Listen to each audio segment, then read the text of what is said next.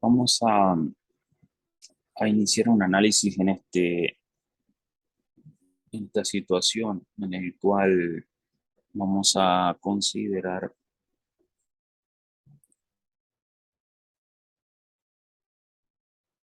vamos a considerar la existencia de un vector posición con respecto a un cierto sistema de referencia para, para un sistema que se analiza con respecto al mismo. Y en este caso vamos a plantear directamente, ya que la derivada del vector posición con respecto al tiempo implica obtener el vector velocidad de dicho sistema, velocidad instantánea. Entonces, vamos a, como punto de partida, efectuar este planteo y poner también como tema de análisis lo siguiente. Sabemos que si nosotros consideramos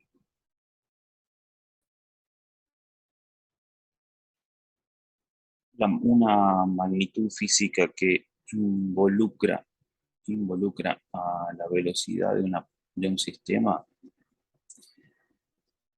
y por lo tanto se considera la masa de dicho sistema, efectuando el producto por el vector velocidad del mismo con respecto a un sistema de referencia inercial, este producto define una magnitud física a la cual se denominó Newton cantidad de movimiento o momentum de dicha partícula, de dicho sistema,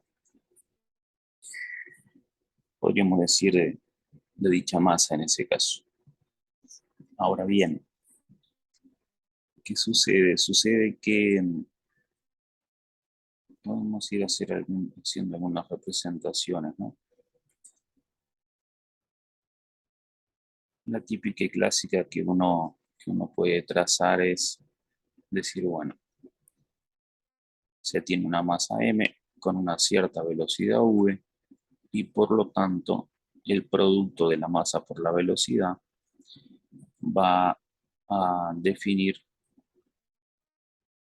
va a definir una magnitud física a la cual se le denomina cantidad de movimiento de dicho sistema o momentum lineal del mismo. Ahora bien, sucede que en el enunciado, primeramente, la fuerza que se ejerce sobre una masa m viene dada por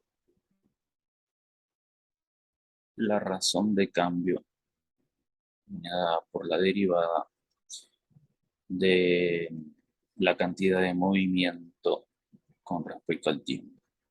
Y en este caso se va a obtener la fuerza neta, que es la que efectúa el cambio en la cantidad de movimiento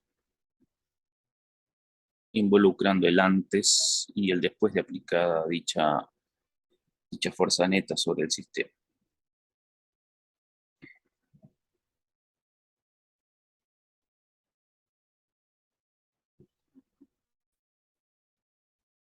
Si nosotros sustituimos acá,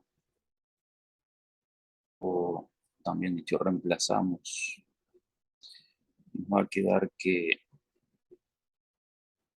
la derivada con respecto al tiempo de la masa por el vector velocidad. Entonces, entonces, la masa es una constante, consideramos generalmente constante masa del sistema. Hacer algunos otros casos que se consideran y se evalúan.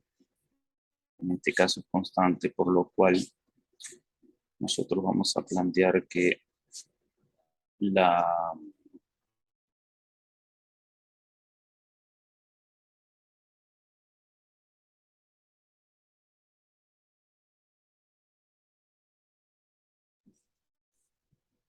acá vamos a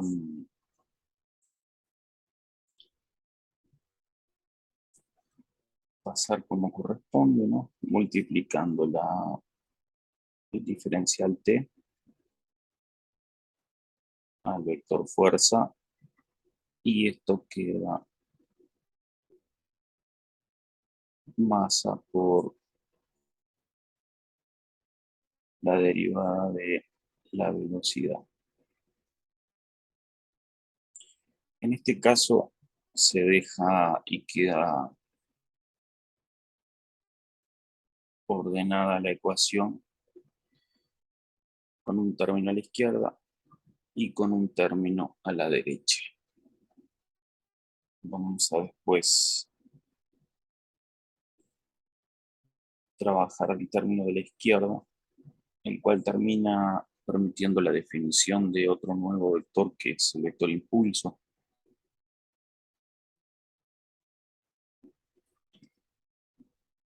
Si nosotros planteamos o analizamos el caso en el cual tenemos la masa por la derivada de la velocidad con respecto al tiempo, tenemos un cociente acá en el cual la identifica y define el vector aceleración. El vector aceleración implica sí o sí la existencia de un cambio de velocidad, del vector velocidad con respecto al tiempo, para que exista dicha aceleración en el sistema, por lo cual acá nosotros tenemos que la fuerza neta, sustituyendo o reemplazando acá, nos queda igual el producto de la masa por la aceleración. En sus primeros tiempos, nosotros generalmente conocemos la segunda ley de Newton, o ley fundamental de la dinámica, también llamada ley de masa, permite determinar la masa inercial de un sistema. Pero el nombre más general y adecuado es la ley fundamental de la dinámica, porque a partir de esta de la dinámica clásica, porque a partir de esta se derivan las conservaciones correspondientes de diferentes magnitudes existentes en el universo. Ahora bien, esto que se puede analizar y se puede deducir, que es la conocida o más conocida, dependiendo, pero generalmente en secundaria, como fuerza neta igual a masa por aceleración. Por supuesto que el resultado de esta ecuación, la fuerza neta como la razón de cambio de la cantidad de movimiento del sistema, o el producto de la masa inercial por la aceleración del sistema, es exactamente el mismo resultado. De esta ecuación nosotros podemos despejar el vector aceleración y vamos a obtener que claramente la aceleración de un sistema es directamente proporcional a la fuerza neta e inversamente proporcional a la masa.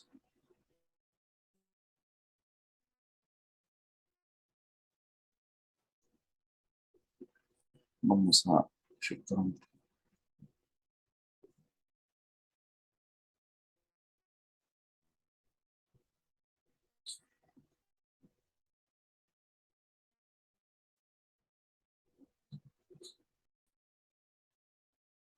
podemos plantear acá, podemos plantear que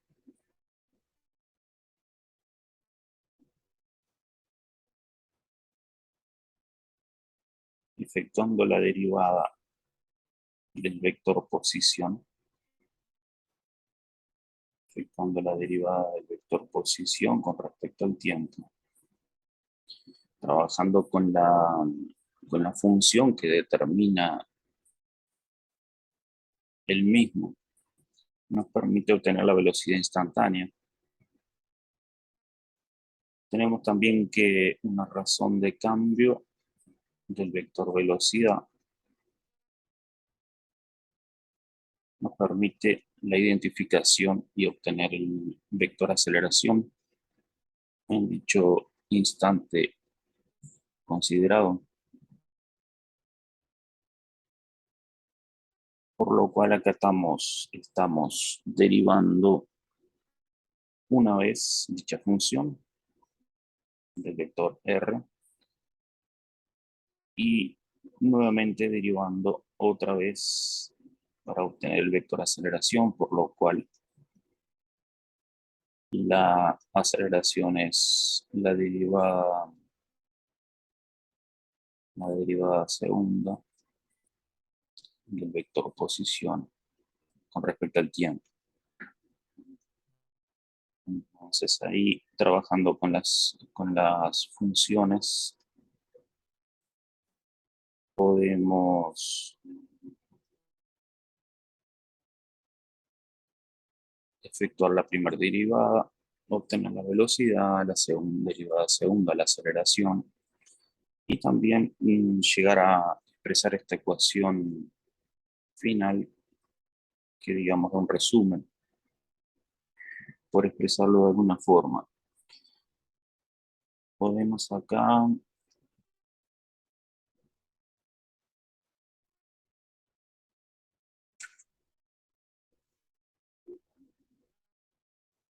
plantear,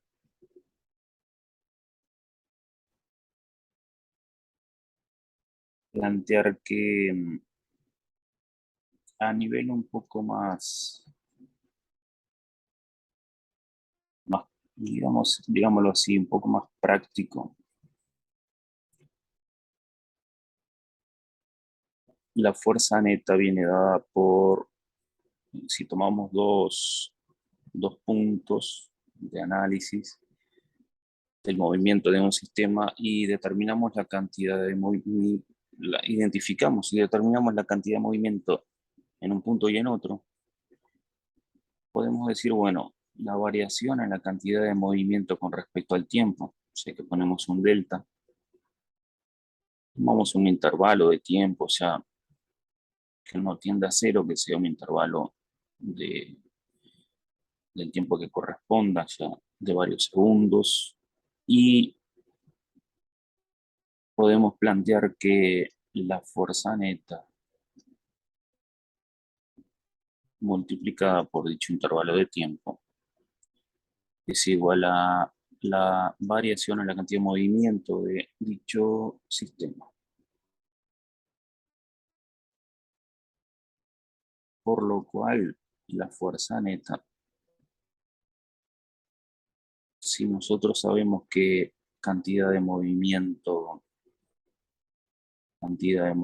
vector cantidad de movimiento proviene y se define y se identifica todas sus cuatro características como vector del producto masa por velocidad del mismo, que es un escalar por un vector que se obtiene otro vector.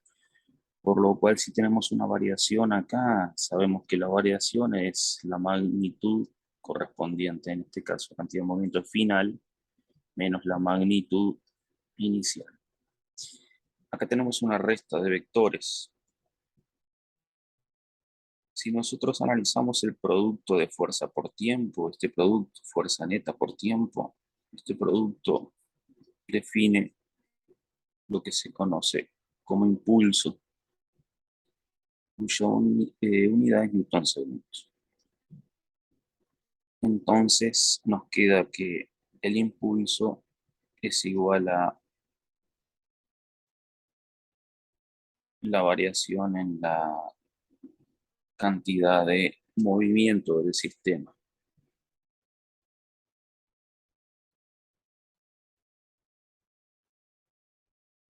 Continuando un poquito con el resumen, en este caso tenemos lo siguiente.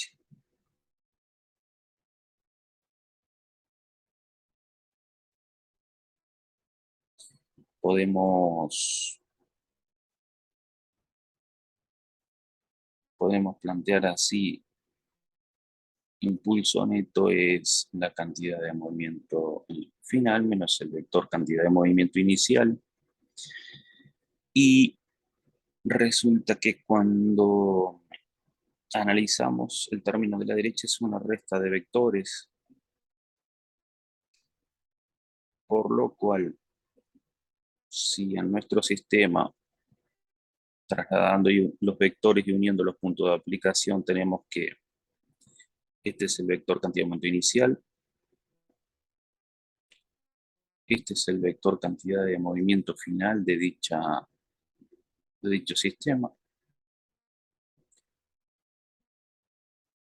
Entonces, esto implica que si nosotros efectuamos la resta, la diferencia de estos vectores, vamos a obtener el vector impulso. El vector impulso que implica o que ocasiona como efecto el cambio en la cantidad de movimiento del sistema, ya sea en su módulo, en su dirección. En este caso acá, si se efectúa esta resta de vectores, el, el impulso es este vector de color rojo, porque es el vector cantidad de movimiento final menos el inicial.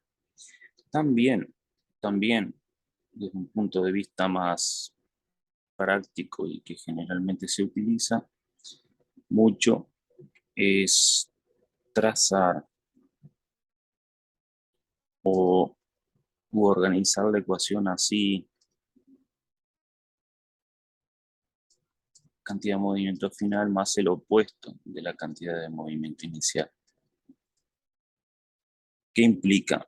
Si analizo el caso anterior, acá tenemos la cantidad de movimiento inicial en positivo, porque está en su correspondiente dirección y sentido, y la cantidad de movimiento final también. Al, al efectuar esta organización así o reorganización de la ecuación, tenemos un vector opuesto a la cantidad de movimiento inicial. Por lo cual, un vector opuesto implica que tiene la misma dirección, pero sentido opuesto, por eso el negativo del signo. Entonces, se traza un vector opuesto a PI, al cual le corresponde la identificación del menos PI, menos cantidad de movimiento inicial, el cual está en la ecuación. Acá tenemos el opuesto de la cantidad de movimiento inicial y acá el vector opuesto a la cantidad de movimiento inicial. ¿Qué vamos a efectuar? ¿Qué vamos a efectuar? Vamos a efectuar una suma del vector cantidad de movimiento final más el opuesto del vector cantidad de movimiento inicial. Entonces, en este caso, construimos geométricamente, por ejemplo, un paralelogramo, o sea que analizamos la dirección de menos I y trazamos la línea auxiliar paralela a la dirección del otro vector para poder construir el paralelogramo.